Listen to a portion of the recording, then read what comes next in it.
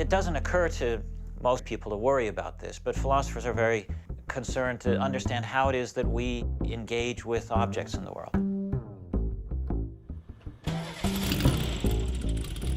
We philosophers have always been interested in what's unique about human beings and how it is that humans engage with and make sense of the world around us. What, if anything, gives meaning to our lives? Most of us don't think about it. We just sit down in the chair and at the table and pick up the fork and the spoon and work with them.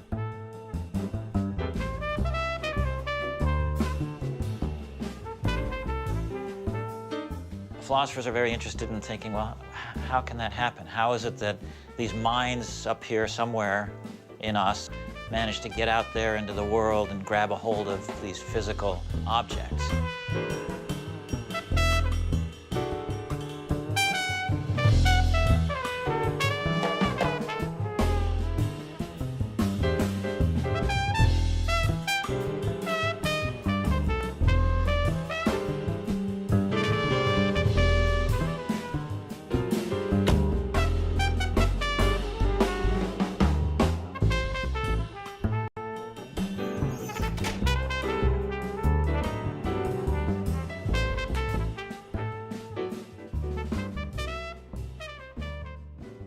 I'm Ryan Cross, and I'm a bass player, cellist, composer.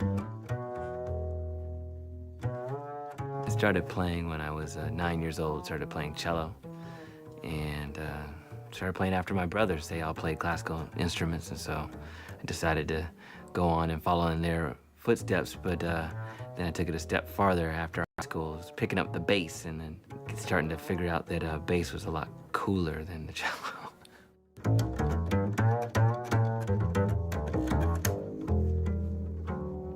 For me, connecting to my instrument, being connected to myself, I have to be connected here. So I have to be in touch with myself.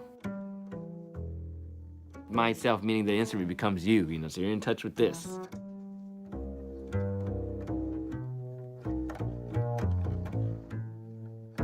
I started playing the instrument and it felt like it had a character of its own.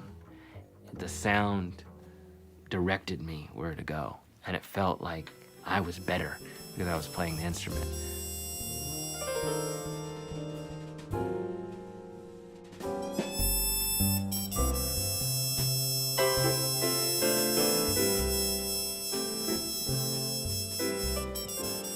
So if you go all the way back to ancient Greece, to the 5th century BC in Athens, you find one of the most important philosophers in the history of the West, namely Plato.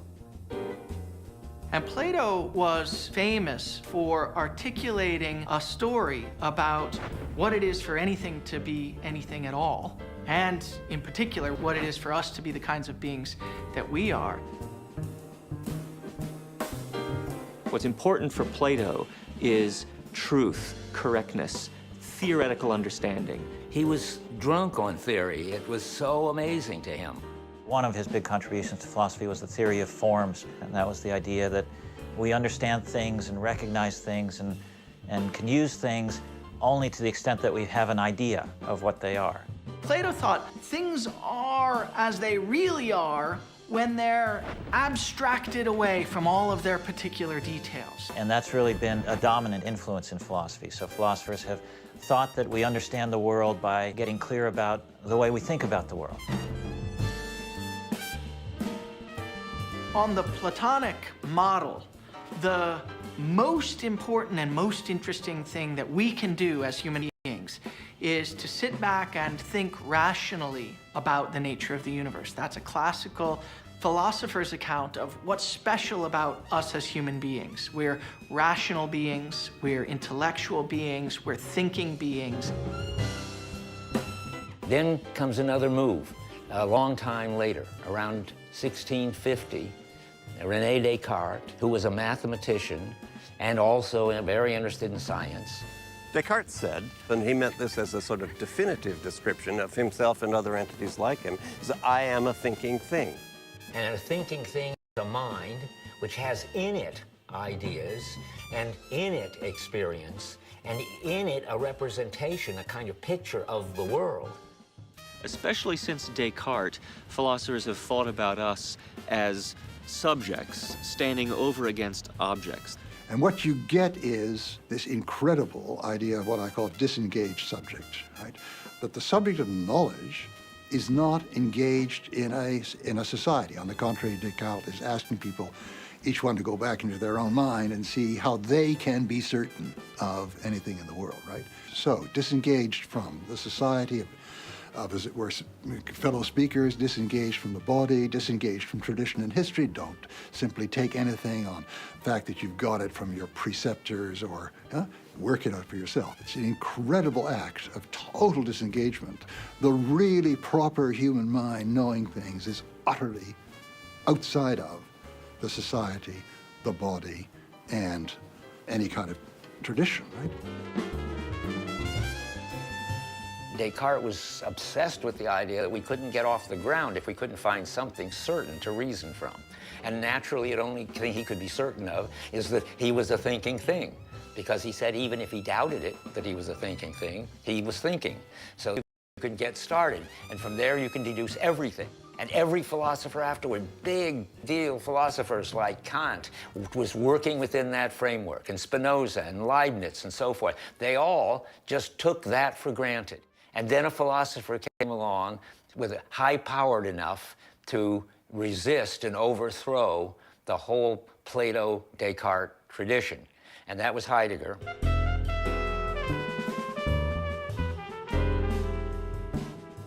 Martin Heidegger was a German philosopher. In 1927, he published a book called Being and Time, which was a landmark in 20th century philosophy, one of the most influential works in philosophy in the last 100 years, and maybe. Heidegger's idea was that the Platonic model has got the story completely backwards. That in fact, the most important thing that characterizes us isn't our ability to sit back and think rationally and logically about any entity or any set of situations in the world. The most important thing about us is our ability to become involved in worlds and to develop skills for acting in those worlds that at root are not intellectual skills, but very practical kinds of skills. Skillful coping is being able to do things with your hands, like painting or handwriting or woodworking. Oh, sports is another swell example that you learn how to do. But when you are asked how you do it, you can't actually say, well, I just, I'm trying to hit the ball. How am I trying to hit the ball? I don't know, I'm just swinging the bat. But not swinging the bat, maybe somebody who's really good at it.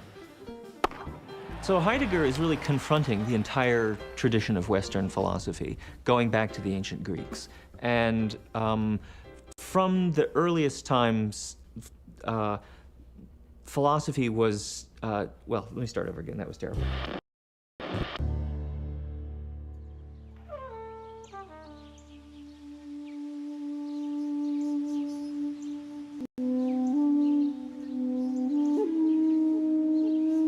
My name, Hiroshi Sakaguchi. I'm a carpenter. I do a Japanese old house, the countryside, and also I make a new building too.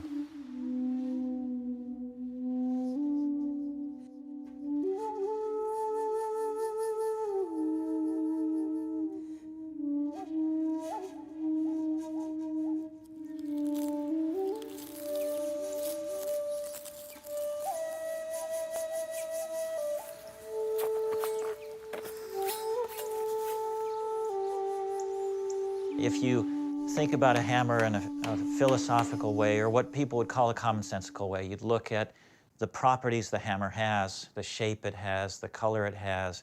And Heidegger said, that's wrong. If you want to see what a hammer is, you don't think about the properties, you don't describe it, you don't explain it, you pick it up and you start driving nails.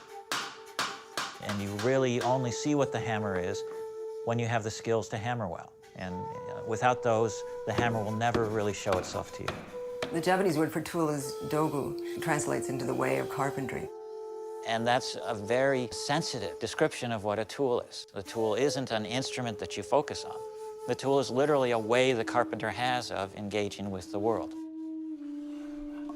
So you shape money, by tool, one play. I hold a sleep. Sleep together on my brain. So rough, Your ability and your skill for hammering with a hammer, although when you acquire it, it might require a little bit of thought so that you don't bang your thumb every once in a while and that kind of thing.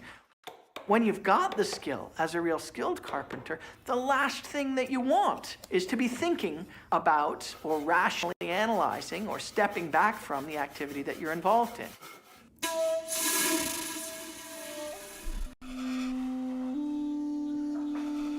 He's done it for so long, like he started apprenticing when he was 15, so it's so much his body, the way he moves, and it's really like a martial art. It's very much a movement, like a dance. You want to allow the activity to go through your body because your body has a certain kind of know-how for operating in this domain that thought about the domain will typically get in the way of. This most fundamental way of interacting with our world, other people in our world, other objects or tools in our world, and so on, had been completely neglected for 2,500 years of Western history because of the influence of Plato.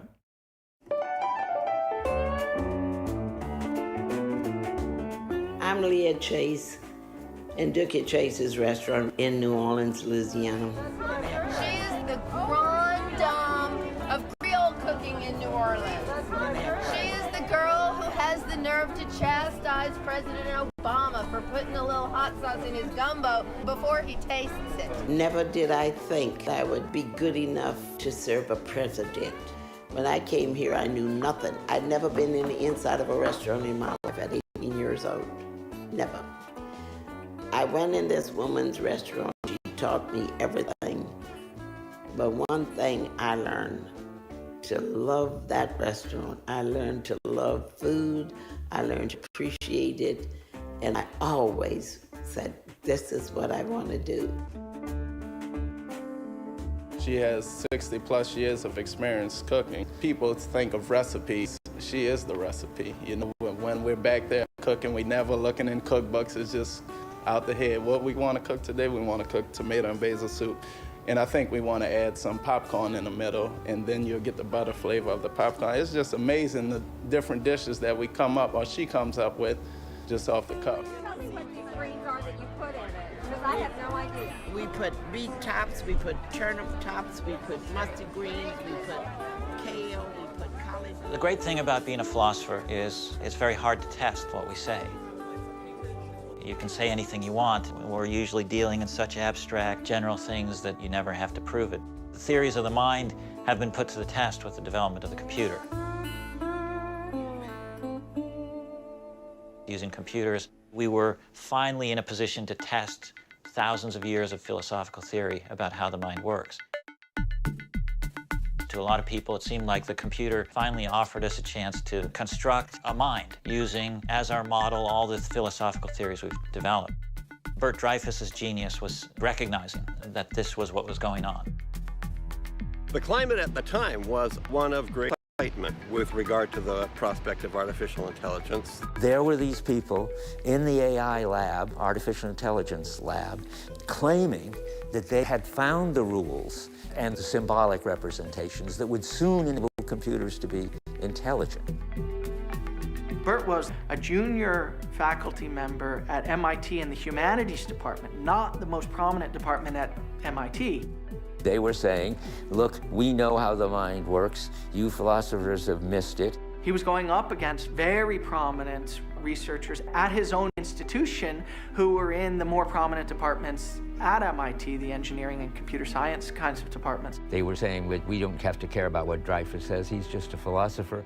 What programmers were doing was trying to make a computer intelligent by giving it the kind of thoughts that they thought humans had. So you'd make an exhaustive list of, there's a table in the room, the table is brown, the table is hard, the table is this size, and You can see that this could go on for a very, very long time. And it's got to do a lot with understanding what's relevant. What's relevant right now is that I'm sitting here talking to you, and the lights are relevant, the cameras are relevant. If there's any dust on the floor under this chair, it's not. I mean, you just can't take account of all the facts in this room. There's an infinite number of facts about this room. The systems would get hung up on metaphors or hung up on inferences that were dependent on knowledge of ordinary things in everyday life. Like if you pick up this piece of weed here and drop it, it will fall, right? And when it will fall, it won't make a sound because it's soft. Things like this that everybody knows. How much stuff like that do you know, right? 100 things, 1,000 things, maybe 1,000,000 things, right?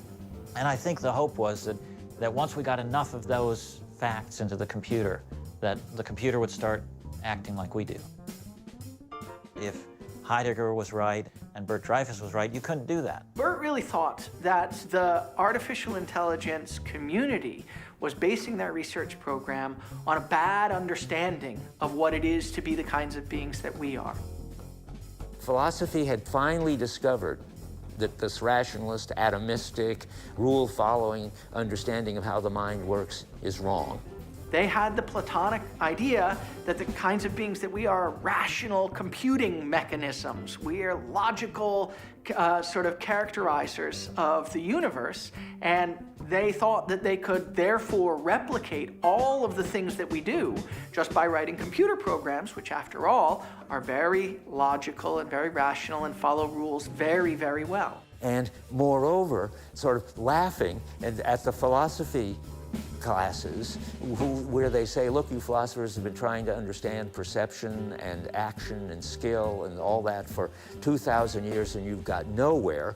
We already have a very important clue, and in another 8 to 10 years we'll have intelligent computers. I mean, there was a lot of derision of Bert and his work. Their name for me was the Weasel, apparently. And Bert, pardon my putting it this way, is kind of amusing looking character. He had brilliant orange hair and petite little guy sort of moved around, you know, like I don't know, an insect or something. They said, Dreyfus doesn't know anything about programming. I have the clue. They're right about programming. How can he be telling us that we can't do this? In his view, it was sort of the emperor had no clothes. There was no support for this idea at all. So he started trying to show how implausible it is. Once I was really brave. They said, we've got a car that will drive on the street in traffic from here to there with that, because it has, and with no human driver. And I said, I doubt it. And they said, we're telling you we've got it. And I said, I'm telling you that you haven't got it. You're lying. And I was right. I mean, it was just that reality was on my side.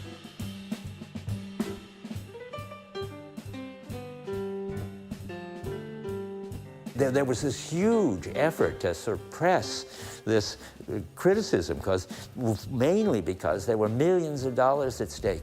DARPA gave the money for the research, defense research, and they were afraid they would stop giving the money. And then when I was at MIT, they were even more afraid because the AI lab got about $1 million a year from DARPA for AI research. And they were afraid that if they ever read my paper, they would take away their money. And in the end, that's sort of what happened. Ultimately, I think it's fair to say that criticism has won out. The claim was you could build such and such a machine. And you could test that claim by seeing whether you can build such and such a machine. And it couldn't be done in the 1950s or the 60s, and it hasn't been done even now. Perhaps I can reach to one of the most fundamental aspects about the difference between human beings and machines by adverting to something about each of us with which we are all deeply familiar, and that is that it matters to us what happens in the world. It matters to us what happens to us. It matters to us what happens to our friends. It matters to us the progress of science and philosophy. All of those are desiderata. Those are things to build a life on that one can summarize in the phrase, giving a damn. And if you have that phrase, then you can say, in a word, what AI has so far failed to come up with by saying the trouble with computers is that they don't give a damn. What we are at bottom, much more fundamental than our being thinking subjects, is that we care about something. Something matters to us.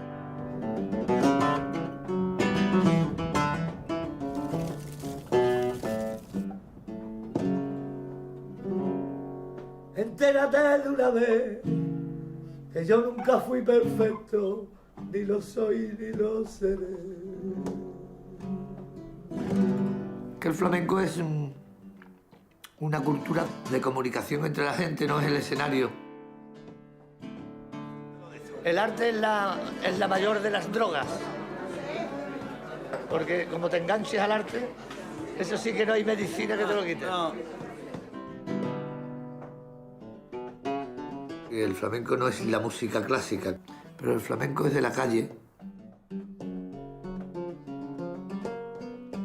Y el flamenco no es mecánico.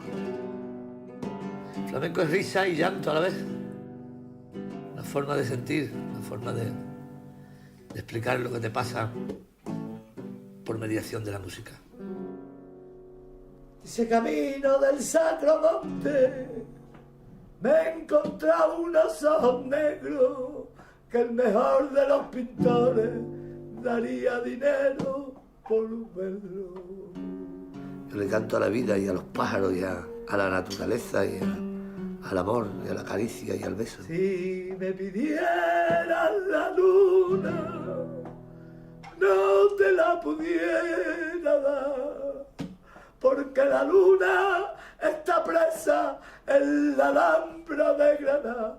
Ya hace tiempo que es esclava de los besos. La guitarra, como cualquier instrumento, es una conversación entre dos, entre la guitarra y el guitarrista. The really important ends of human life are ends that are only perceptible if you let yourself be within the human situation totally. I mean, take love. What is it to have a really loving relationship? What is it to have real communion? What is it to have a really meaningful bit of music? You can go on and on. Nobody could lose touch with that aspect of being human entirely, but they always denatured it. So of course people were moved by music, people were moved by art, people were moved by love and so on. So they invented various ways of describing that. I mean, some kind of animal-type sympathy bonds people, so that can explain why love is important. And then they explain that certain kinds of emotions that we find pleasurable are awoken in us by listening to kind of music. So you get, incidentally, a very interesting shift where people talk about the validity of art in terms of this notion of aesthetics. In other words, in terms of our reaction. Aesthesis is our sensation, rather than in terms of the profound truth that you can find in a great work of art, a profound truth about human beings.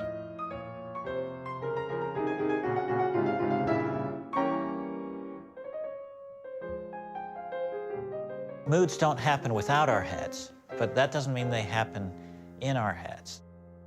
The analogy I like to use is a radio, right? A radio gets tuned into different radio stations, and as you turn the dial, you get different songs playing on the radio. That doesn't mean the stations are all inside the radio. It just means that without the radio getting tuned to them, you're not in a position to pick them up. The traditional philosophical way of understanding the world and thinking of kind of inside subjective stuff, thoughts inside of us, and then facts, objects out in the world. One thing that way of thinking about the world does is it makes all sorts of things inside of us. Moods, emotions, right? Those are kind of subjective things that we project out on the world, onto things. So you want to say the world's not happy or sad, we're happy and sad, and we project our happiness out onto the world. When this phenomenological tradition started to undercut the distinction between subjects and objects, what that did was allowed us to, in a much more natural way, make room for moods, emotions, to be out in the world. When you talk of something like a joyful mood in the room, it's plainly not a creation of my mind or of your mind, What it is, if you like, is a creation of our interaction. ¿Se te acuerdas de aquella tarde en Triana por la orilla de Chapina? Te di un besito en la cara y se iluminó Sevilla.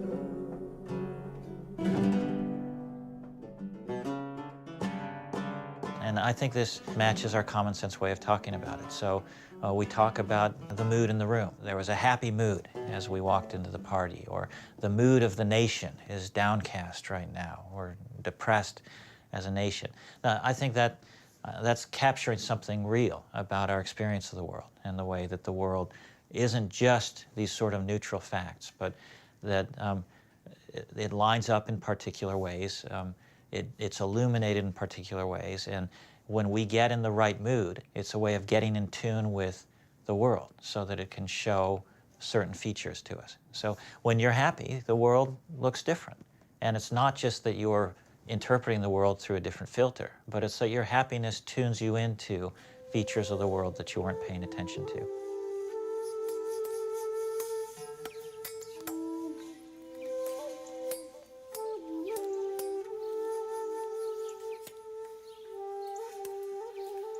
Just as skills allow things to show themselves, they also allow people to show up and be the people that they are. As a craftsperson, as they learn how to work with wood, how to hammer, how to use the equipment, they'll start to see things that someone without those skills doesn't see. They become someone who inhabits a world differently.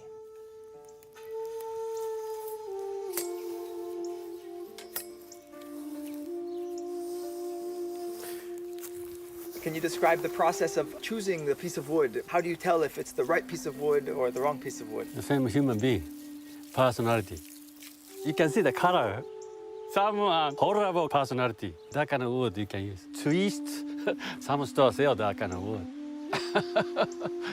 Same price. You work on all the time, you know. Color difference, grain, tight grain, loose grain, big grain. Heavy wood, very beautiful yellow color, dark brown color, unbelievable. If you come very good, nice wood, I feel good. You can find a good wood. Couple of days, not fun. It's not fun.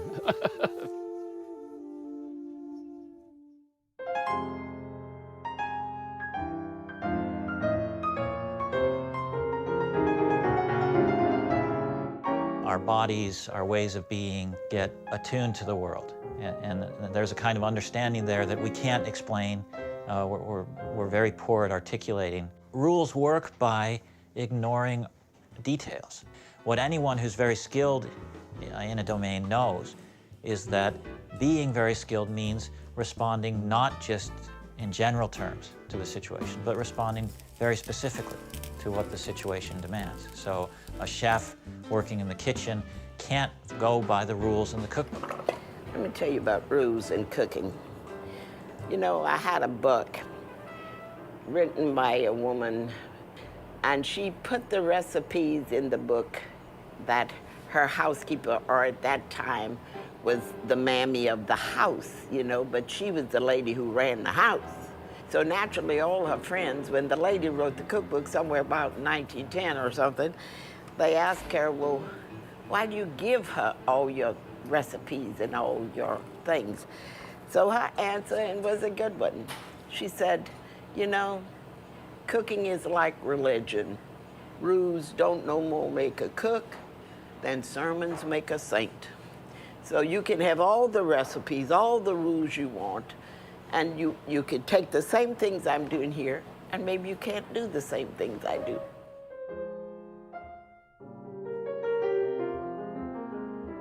Risk is absolutely important in becoming a master, in fact, in acquiring any skills at all, because you have to leave the rules behind and stop doing what one generally does and doing the standard thing, and you push out into your own experience of the world. You have to take risks. You have to do something that the rules don't tell you to do, so that you can start to learn to get tuned into the particular features of the situation.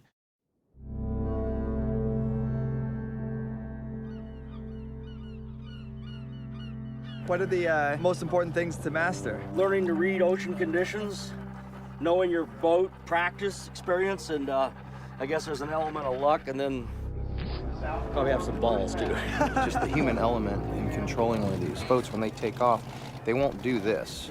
They'll climb this way like a plane, and the next thing you know, you are going swimming. The question then arises whether the people who are running speedboat races are bringing out something important about the boat or about the water that they are sensitive to and nobody has ever been responsive to before, or whether the water in the boats are just means to achieve some particular goal, like being the fastest boat. It may be that some of them are doing one and some of them are doing another and some of them are doing both. So the willingness to take risks is a very important stage in moving beyond just competence in following the rules and doing what everyone else does, to getting into the position where you learn what you're supposed to be responding to.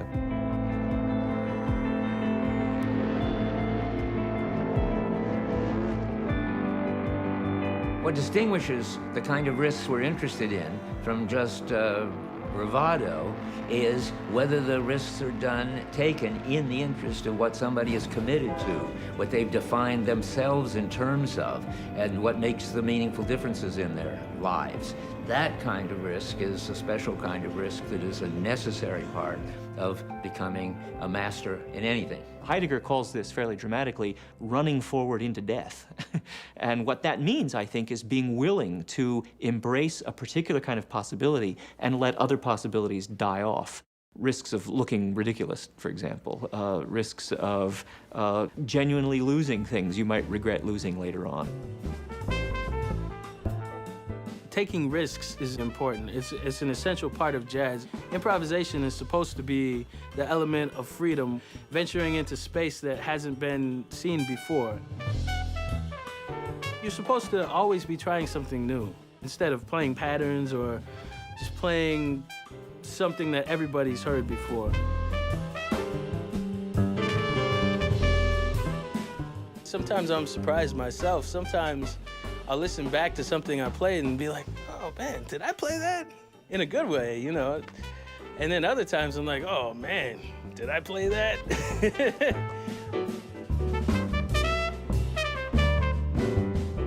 Why do you do the things you do?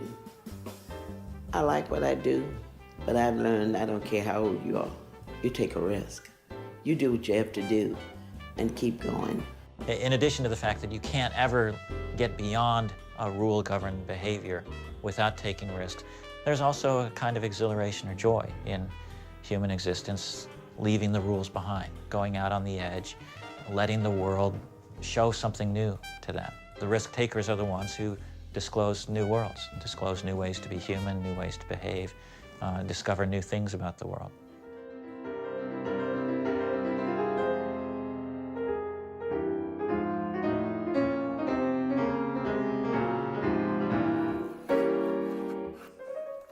So I studied this man. He teaches me and how to sharpening.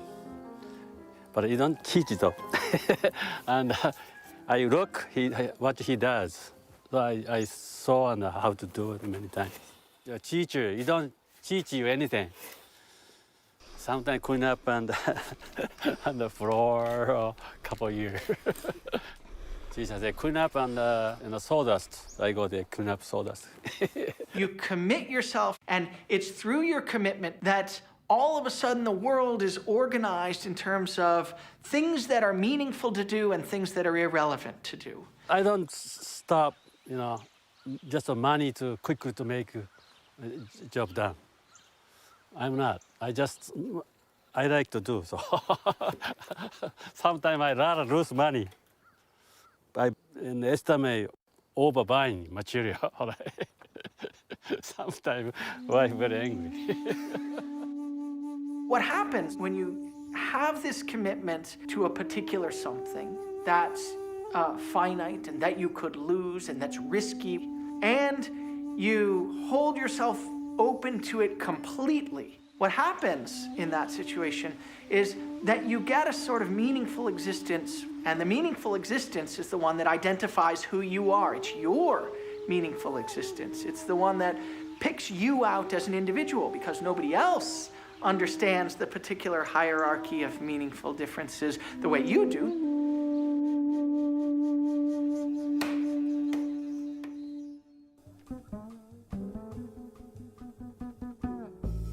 The issue is, what is it to be the kind of being that we are? And you want to explore that issue by asking, what is it to be the best version of us? When we're operating at our best, we're precisely not detached from the situation that we're involved in. Rather, we've opened ourselves up to being called to act in a certain way in the situation. So you find examples of this all over the place. I read recently a book by John McPhee called A Sense of Where You Are, which is a book about Bill Bradley, who was an extraordinary college basketball player and went on to be a great basketball player in the NBA. He says the most amazing thing about Bradley when he's taking the ball down the court is his vision. He says he doesn't seem to be looking at anything. Rather, he's a glaze of panoptic attention. He has this, there's a kind of glaze, he's not focused on anything, but he's ready to be drawn into whatever it is that's calling him to act at the moment.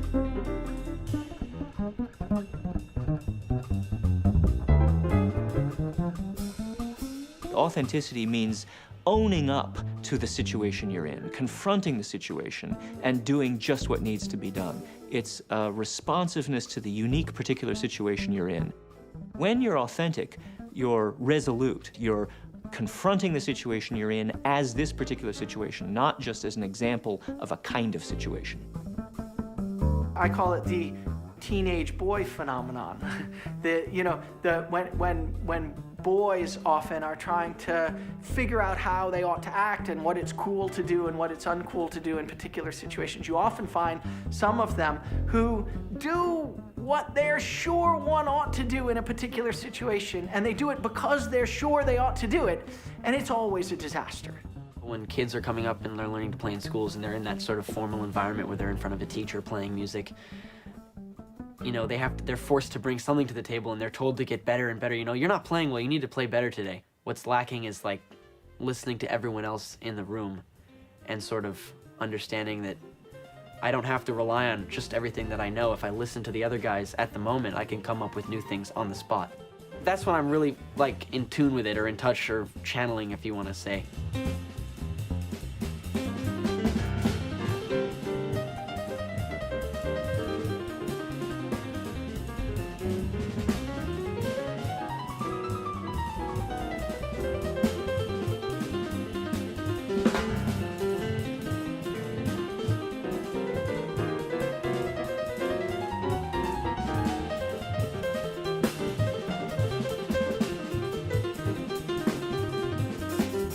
So the authentic person is the one who will confront this concrete situation, who will do what needs to be done, who's responsive to it, attuned to it, and who therefore has a certain kind of spontaneity that you don't get if you insist on falling back on rules, principles, procedures, generic formulas for how to act and what to think and what to say and how to be. When I was only playing classical, I would just read what was on the page, learn it, and memorize it and play it.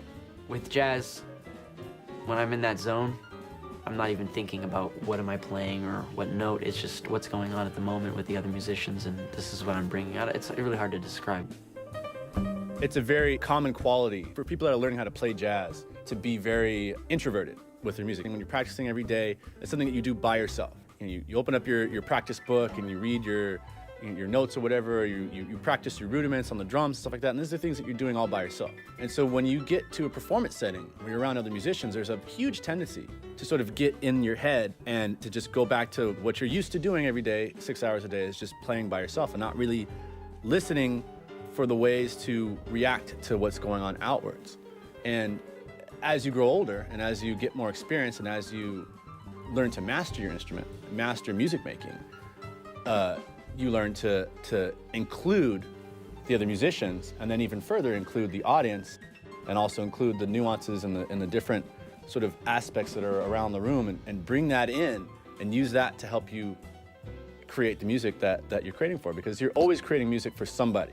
Actors actually have this wonderful expression, it's very Heideggerian, though I don't think they know it, which is that when you're on stage and you're acting, you have to, as they say, you have to own it. That's a beautiful way of describing, you know, going for it and really putting yourself into it, and not wanting to step back and distance yourself from what you're up to. It's very tempting to want to sort of keep the back door open so that you can step out of your actions and disavow them or rethink them or play the scene all over again and so on. But if you're on stage and acting, you can tell when an actor is reticent in that way. In these kinds of situations, they experience themselves as having the action drawn out of them. And you'll find it in sporting events. I'm sure that you'll find it in music. You'll find it in any domain where operating in the domain requires a sophisticated kind of skill and requires a kind of openness to what's going on at the moment. And that goes also for the domain of living a life. There's something weird about this tea. I don't know why, but it doesn't pour. So let's not worry about it. No, go ahead. Well, It's pouring. It's just pouring slowly. very slowly. I'm going to give it artificial respiration. I never did this before. See if that saves it. Aha! I could become a tea doctor.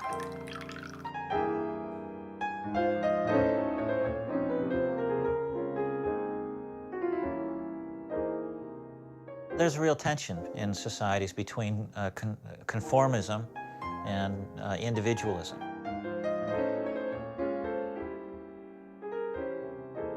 In order for society to function, there has to be a considerable amount of regularity in human behavior. There is what Heidegger calls the one, which is his name for the social norms.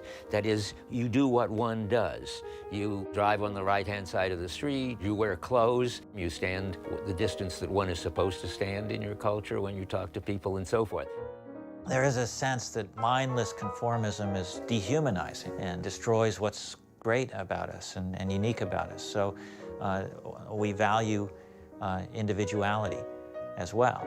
But, you know, there's a tension there. If everybody's an individual, then you lose the benefits that come from shared adherence to rules and shared norms and values. So there's always a tension going on there.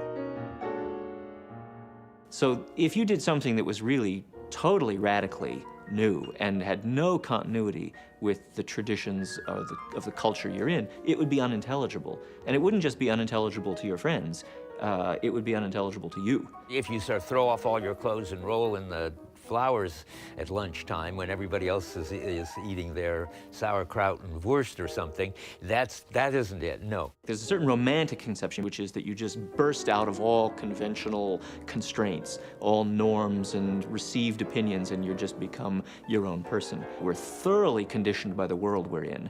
And that world is a world of customs, traditions, practices that we're just so immersed in we can never see our way out of it. So the only way to do anything skillfully and with innovation and insight and sensitivity and authentically is to be appropriating traditions, practices, customs that are all around us in the world that we've just absorbed. When the South American teams about 2 years ago realized that they could gain some space over the Germans by pulling the ball back to right onto the sideline. Right, they'd pull it back to the sideline, and the Germans were afraid. The Germans really respect the rules and the boundaries. They wouldn't come in, so it gave them a little room. Right, so they used the superior skill that they had to really manipulate the lines. It gave them space, and they started beating the German teams again. The example of an athlete, I think, is a good illustration of this. Athletes are rule-bound, rule-governed. You can't play the game unless you're following the rules. But the great athletes see a way to express something about the game within the confines of the rules, but in a way that other people hadn't thought to do or aren't able to do. A real innovator changes the way the game is played, and the game takes on a new style, and people start playing it differently even though they're following the same rules. There's the famous example, the Fosbury flop. He jumps with his back to the thing he's jumping over. Everybody else went sort of dived over, and everybody thought it was crazy, but he won gold medals at the Olympics. The same rules are governing the game, but now the game has a whole new look. There's a way of doing things that's altogether new.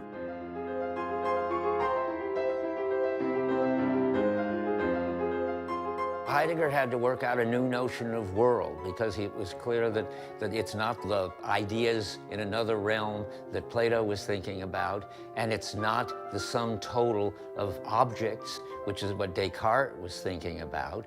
Well, then what is it? What is it to be open to the world, the way we are? What is it that we're open to when we're open to the world? What is it to have a world at all? There are all lots of worlds. There's the world of jazz, the world of carpentry, the world of cooking, there are sports worlds, and then there's our world, that ours meaning the academic world. Heidegger thought that our highest dignity as human beings, what really set us apart from everything else in the universe, was our capacity to disclose whole new worlds, to open up whole new possibilities.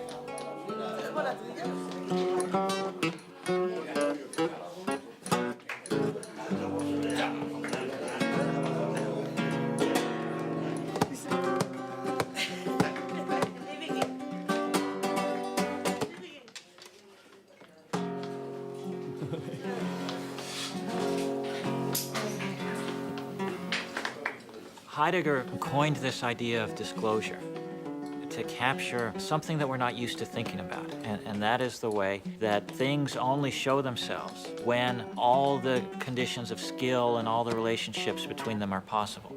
And then the experience there is of something opening up, a space of possibilities opening up, a way of inhabiting the world opening up. And it's not like it was there all along. It's not like the world of jazz music was somewhere there in the Middle Ages, say, or in the Greek world just waiting to be discovered. It was something that had to have a space provided for it.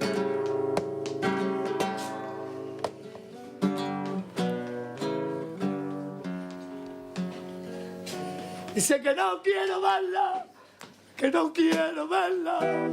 porque voy a tener que matarla y no tengo valor para perderla. These worlds, these coherent, whole, organized ways of being humans in activities, at objects in the world, all of that requires something to open it up.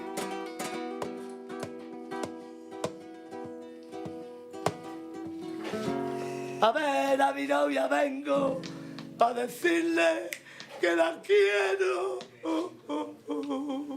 porque esta noche yo tengo mi corazón prisionero y sus ojitos relucen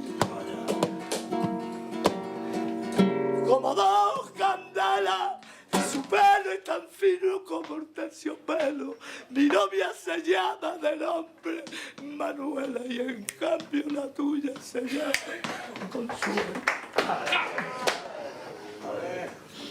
Ay, gracias. ¿Dónde estoy?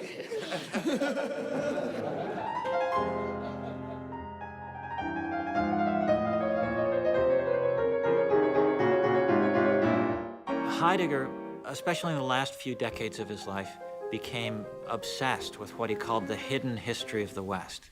It wasn't the sort of history that historians usually talk about, things happening, battles being fought. Instead, it was the history of changes in worlds. Heidegger saw that there were epochs in what he called the history of being, in which there were a whole different style of coping and a whole different style of everything. Everything is. We don't usually think about what isness means, but in his view, the history of being is a series of 3 to 5 fundamentally different ways of conceiving of isness. And because, it's not like people walk around thinking isness is this or it's that. It's just they're socialized into it. They grow up learning to deal with things through practices in different ways. There was this early Greek epoch, and that was an epoch in which the name for being was physis, and it means nature. They had a sense that to be was to sort of emerge, to open up or blossom or dawn into the light, into the opening, and then to sort of wither away and to fade away. Things were whooshing up lingering a while and then going away. Important things. Emotions well up and linger and go away. Moods well up and go away. Great athletic performances do that. And that's exactly what you lose a sense of if you think that to be is just to be an object of knowledge. Then what happened after that? The current understanding of being in Greek was poesis, and poesis means bringing things out. But this is like growing crops. This is nurturing. It was what craftsmen do. So like Hiroshi, they were helping the grain in the wood come out and show itself at its best. And of course, cooks do the same thing. They bring out what's best in the food, and they bring out what's best in the people eating the food, and they bring them all together. Something of poesis is still left from that epoch, and it's kind of marginal for us now. I mean, the big banquets were the central thing for the Homeric Greeks, and the craftsmen were the central thing for the poesis epoch. But we still have a sense of that, and just as we still have a sense of things whooshing up, the moods particularly. Now, then what's the next one is very interestingly different than poesis. Instead of bringing out what's in things, the Roman understanding of being was to impose form on matter. And instead of bringing things out, you hammered it into shape. You imposed an order on everything. Their favorite thing, I would imagine, would be bricks. You just got this mud. You can't bring out the form in the mud by poesis. You just make the mud into bricks. You make the bricks into roads. You make the roads into bridges, and you minister the whole Roman Empire. You kept down the crowd, as Virgil says the great person does. Then that sets up the Christian one. And finally, there's only one big producer, God. He imposes all the forms on everything. Everything has its proper place in a hierarchy, and everybody knows what to do because they've got that place. The king does what kings do, and the bishops do what bishops do, and nobody has to ever worry about whether they should be a soldier or a peasant or a bishop, because that's all settled for them in their given tradition, in their family, and their location in the scheme of things. What are all things then? Well, we have a word for it, we just don't notice it. They're all creatures. Creatures created by this supreme being. And they thought that all the things were ordered by how close they would approach to God's nature. They had a notion in the Christian world of what they called noble metals, things like gold and silver. These were noble because the Christians thought they were more like God. They were incorruptible, they wouldn't rust. And so when you looked at gold, you thought that gold is much closer to God than just an ordinary rock. Right? And it was all organized around God as the highest and greatest thing in the universe. It's a very closed world. If, as Heidegger thinks, human beings are there to open worlds, this is about as far from where we should be as we can get. The way Heidegger understood it, the modern age lasted from roughly the 16th century to the 20th century. The modern subject has taken the place of God. It's us who give everything its meaning. What humans in the modern age were all about was dominance, dominating the world, subjecting it to their will. And so if you think about the great heroes of the last several hundred years, they were explorers and conquerors, bravely encountering new situations, or scientists who cracked the code and figured out how to manipulate things and use things, or cowboys who had this sort of deep inner will and they could go out and break down any obstacles in the path to achieving what they desired. Now we're in something entirely new, what he calls the technological understanding of being. Heidegger wants to use the word technology to talk about our uniquely contemporary way of experiencing the world. Everything is interconnected, everything is exchangeable, and all meaningful distinctions have been gotten rid of, except this one sort of empty distinction, to be efficient and optimized. And you see it all over the place. We're so used to it that we don't even notice it. That's what great philosophers are supposed to do, is help us see what's going on in our understanding of being. Efficiency demands a kind of standardization. You have a few ways that you become very, very good at, and then you repeat them over and over and over and over and over again. You have these sort of frightening subdivisions that you see as you drive in from the airport usually, where all the houses on the side of the hill are the same shape, the same color. They just discovered that's the most efficient way to build a house, and they just build them all that way, and everybody manages to live that way, and so everything is totally standardized.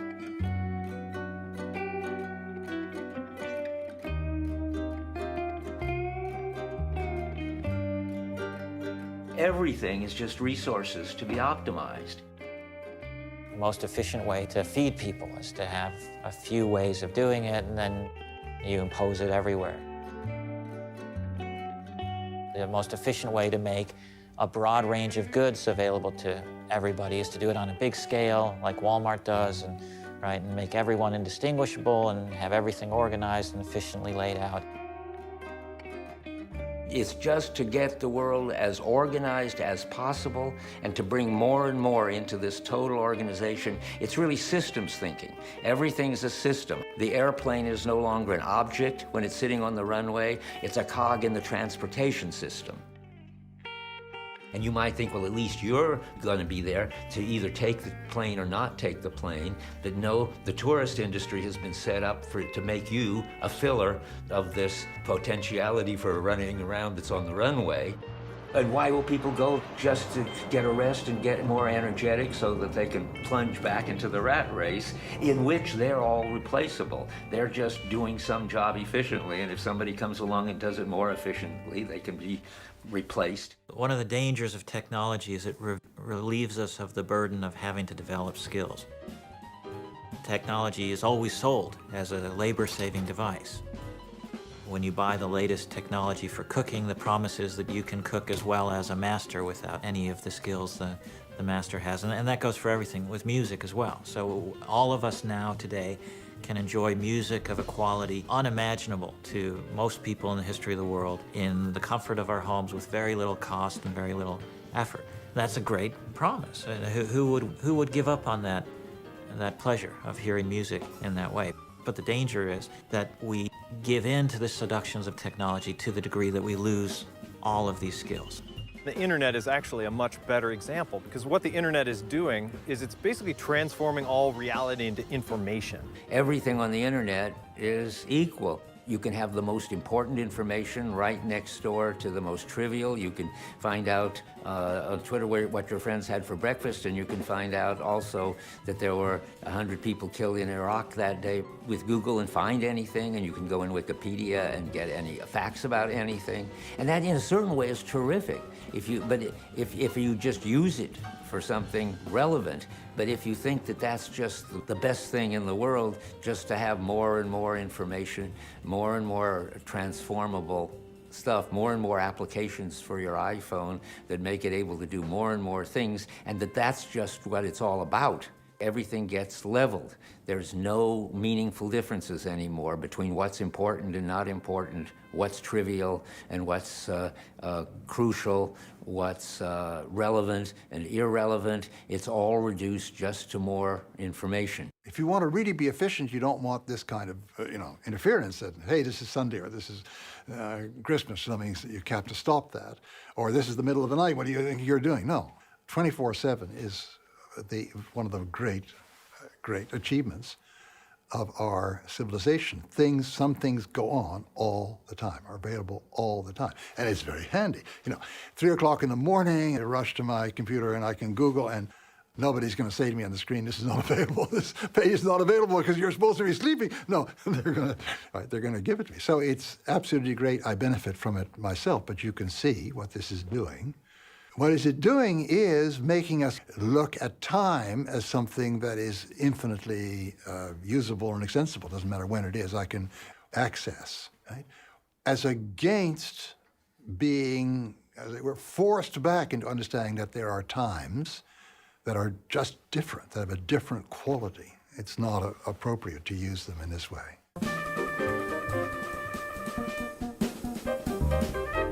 And it's true that it changes us. So we have to become the kind of people who are satisfied with the sort of commodities that are delivered to us. You could imagine people who really are connoisseurs of jazz music, who really understand that one of the great things about jazz music is the way the musicians are responding to the performance hall and the audience and the particular musicians that are there and the weather and whatever accidents are happening. The jazz musicians are incorporating it into their performance.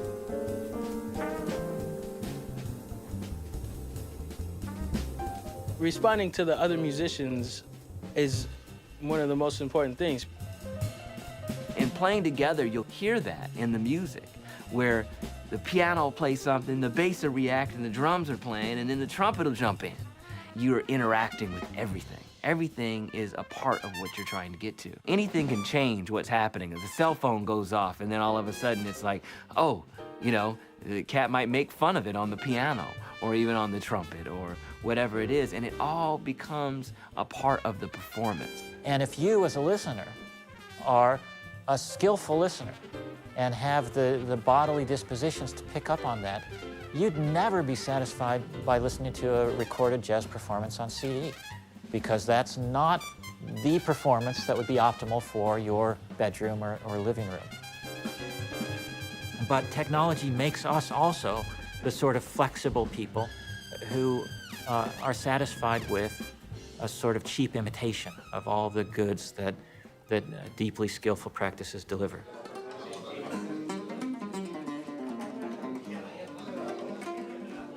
Somos artistas demostradores, somos artistas de sello propio, y somos artistas de sentimiento, y somos artistas de creadores de nuestra trascendencia.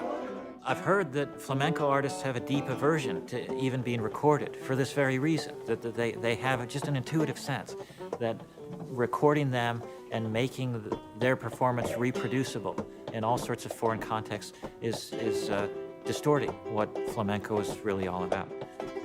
Ayer me preguntaste una cosa, me dijiste, ¿qué es el compás?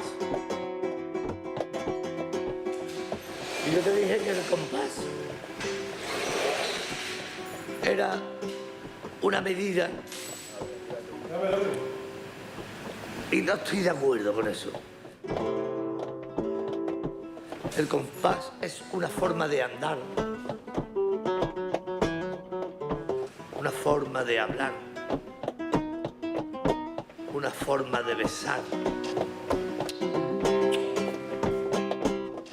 una forma de abrazar. Eso es el compás. Technology is something to be grateful for. We have to learn how to not be seduced by technology, to keep this drive alive, this desire alive, to be humans. In his last years, Heidegger was trying to figure out how to resist the technological understanding of being and have a meaningful human life in spite of it. We're speaking to a malaise that a lot of people feel. But they may feel, well, I feel this malaise, but I mean, I have no right to, because this is progress, right? This is civilization, or this is modernity, or this is, we've made this tremendous leap ahead from all those benighted peasants in the Middle Ages, so who am I to complain? This sense of being sort of morally compelled not to protest, which a lot of people have alongside the feeling that something's wrong here, but I can't believe the feeling because reason tells me the contrary. We can explode that myth. The problem is how to respect technology, appreciate technology, use it to get rid of all the dumb stuff that we used to have to do, and yet not let it get rid of what matters and what is local and what is unique and what is significant and meaningful for us. If I think nature around me is nothing but meaningless stuff waiting to be optimized, then why shouldn't I just put a nice big hotel here, make a lot of money, all the people can see the ocean? The idea that there's something there independently of me is something you have to cultivate and develop a sensitivity to. And I think that's what a poet does. The poet is sort of the paradigmatic instance of the person who's learned a receptivity to things independent of us.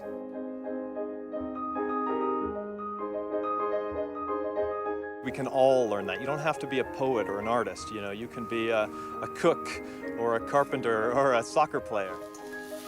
Life is made most meaningful when you respond to meanings that are independent of you, right? I mean, this is a point that goes back to Kierkegaard. Kierkegaard said that if you think all meaning comes from you, then you can just take it back. You're a king without a castle, right? You're a sovereign of a land of nothing. There has to be something in the world that pushes back, that has some force over you, or else you'll never experience anything as really mattering to you. ¿Y por qué las guitarras que no son artesanales son tan malas? Porque las hace una máquina y la máquina no siente, la máquina no entiende. Entonces, las guitarras están vivas siempre, la madera está viva siempre. Y no es lo mismo. Una cómoda, ya no vamos a hablar de una guitarra, vamos a hablar de una cómoda, de un aparador, de una mesa. Cuando la hace la mano del hombre, la comida en esa mesa sabe de otra manera.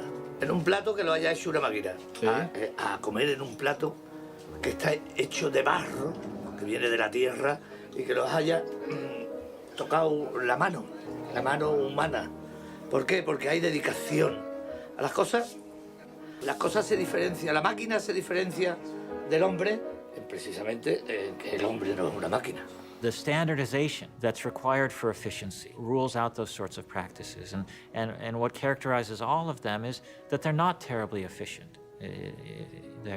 They require a real sensitivity and receptivity to what the particular world requires. Japanese carpentry doesn't have the focus on efficiency. It's the quality that's really important and the feeling. And so some projects, for instance, Hiroshi did this project that took 7 years. After he selected the wood, it took 2 years for the wood to dry, and then it took 18 months for him to cut everything out in his shop. You have to be patient if you want a Japanese structure. The way in which Michelangelo saw David in the marble, there was like the inchoate possibility of David, and he brought it out. For me, that's what we all have to do in our lives in whatever way.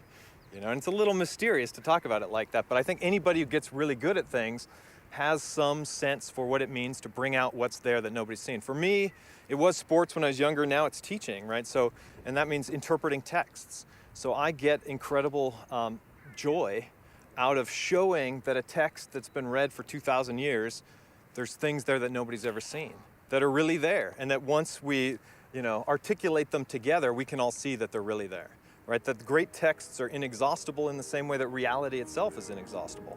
I think that's the lesson, that there's this kind of mysterious source that continues to offer humanity meaning. You can call it God if you're religious. It's religious in the literal sense of religia, everything's interconnected.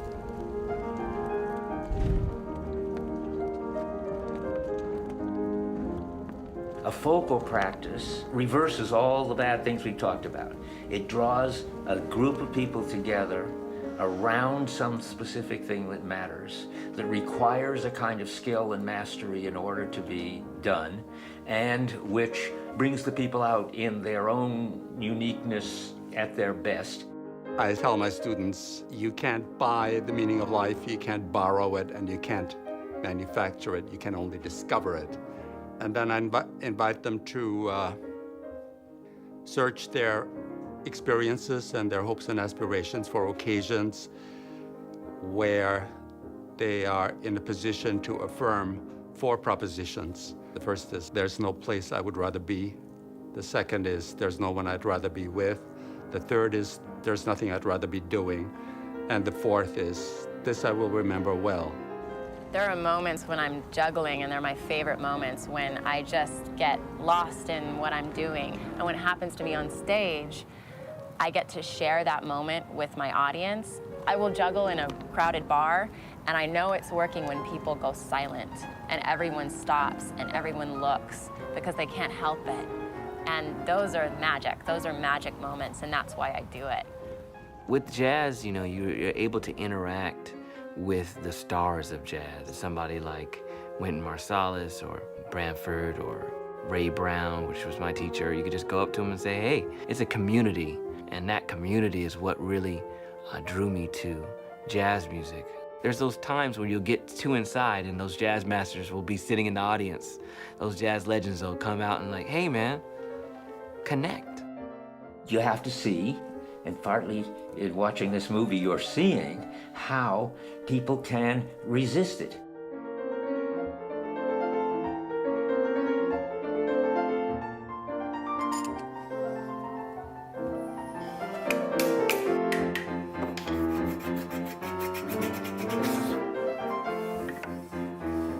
The community, and sawmill, and store, carpenter, and the owner. And now just mostly Japan, the whole country, just the money. Just sell. Doesn't matter any kind of wood.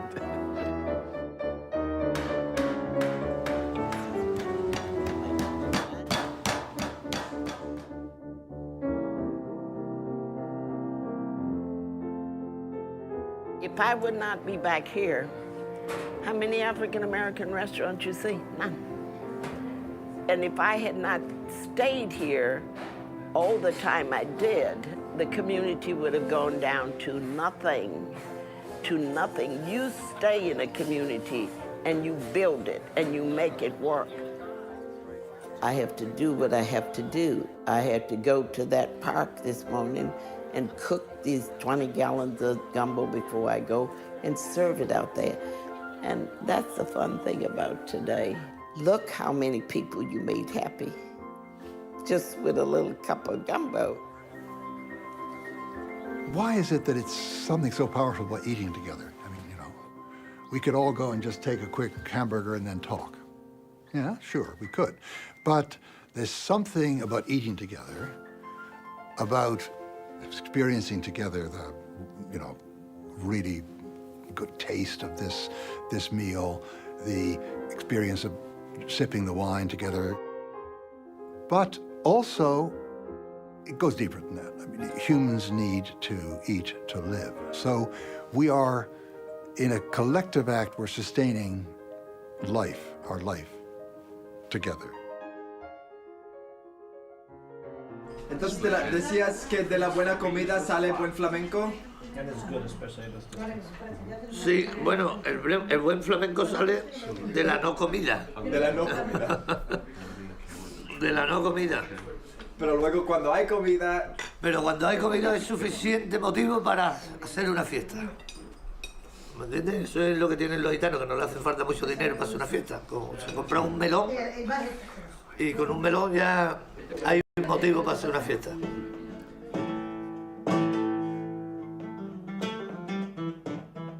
Centuries ago, in the deserts of North Africa, people used to gather for these moonlight dances of sacred dance and music that would go on for hours and hours until dawn.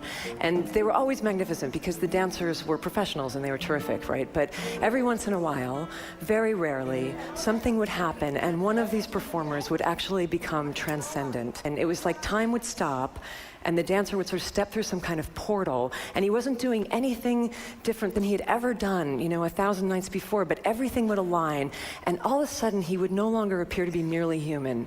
You know, he would be like lit from within and lit from below, and all like lit up on fire with divinity. And when this happened back then, people knew it for what it was, you know, they called it by its name. They would put their hands together and they would start to chant, Allah, Allah, Allah, God, God, God, that's God, you know? Curious historical footnote. When the Moors invaded southern Spain, they took this custom with them, and the pronunciation changed over the centuries from Allah, Allah, Allah to Ole, Ole, Ole, which you still hear in bullfights and in flamenco dances in Spain when a performer has done something impossible and magic.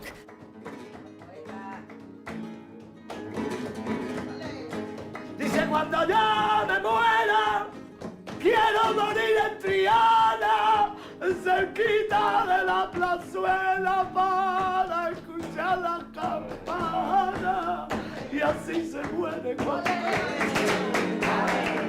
Skillful practices can focus. They can draw things together and become focal practices.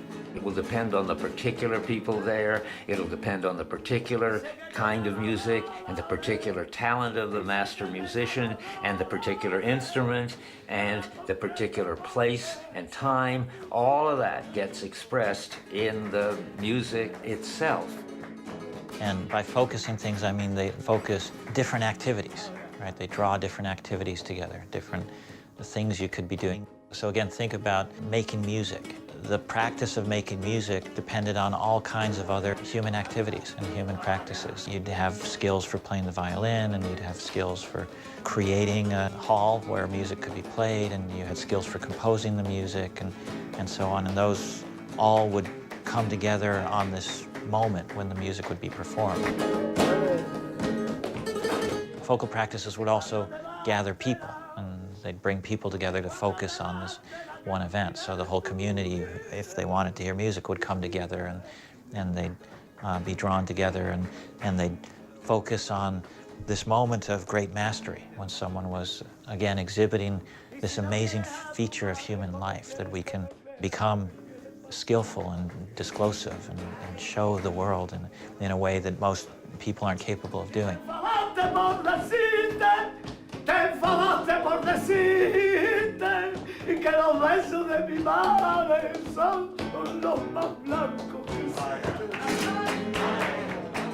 El flamenco para mí es, para ponerte un ejemplo que esté muy cerca, es como rezar.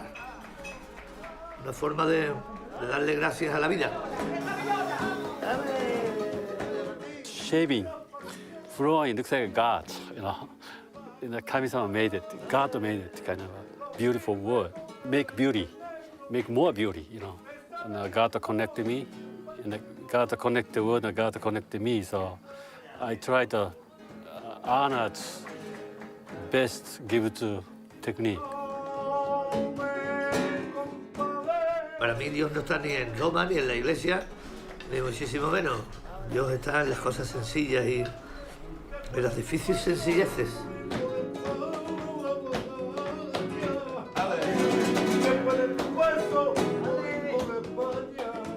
And this is the way I would like everybody to come to the table sometimes at their houses. Sit your people down to the table if they're going to eat just ramen noodles. Sit them there and let them eat it and enjoy it. And you enjoy talking to one another and enjoy life. You know that. When we finally understand mastery and a responsiveness to the richness and the calling in the world, then we understand that the source of meaning in our lives isn't in us, that's the Cartesian tradition, and it isn't in some supreme being, but it's in our way of being in the world. Being in the world is a unified phenomenon. When people are at their best and most absorbed in doing a skillful thing, they lose themselves into their absorption, and the distinction between the master and the world disappears.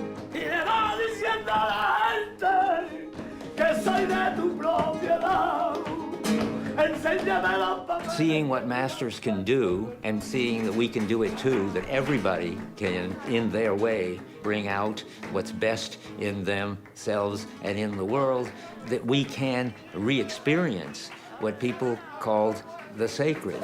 ¡Ya está!